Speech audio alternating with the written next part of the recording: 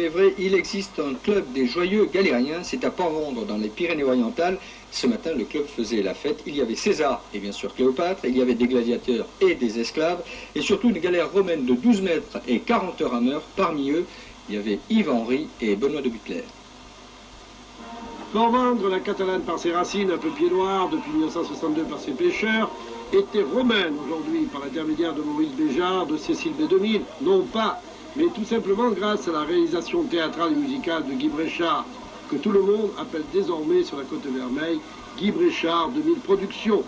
Sous l'égide de Jean Villain, conseiller régional entouré de sa municipalité, le président du club des joyeux galériens, a donc fait vivre en ce 4 août Port-Vendre à l'heure romaine, égyptienne, gauloise, puisque Jules César, Cléopâtre, Obélix et Astérix étaient invités à cette fête de la galère, sans oublier Vénus et ses Vénusiennes, arrivant sur une barque catalane partie de Collioure qui, selon la mythologie grecque, abrita les amours de la déesse Hispaniola avec un certain Héraclès, dont ce fut un des travaux, dit-on, les moins pénibles.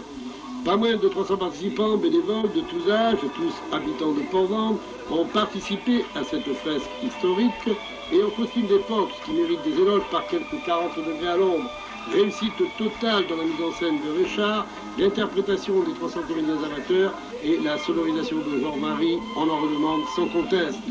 Mais Jean Villa et Guy Richard ont voulu, en cette fête de la galère 90, célébrer le retour de la corbita, datant du IVe siècle, dévasée il y a 14 ans seulement devant la criée de Port-Vendre, et qui, entièrement reconstituée, sera le joyau dans un an du musée de la mer à Port-Vendre.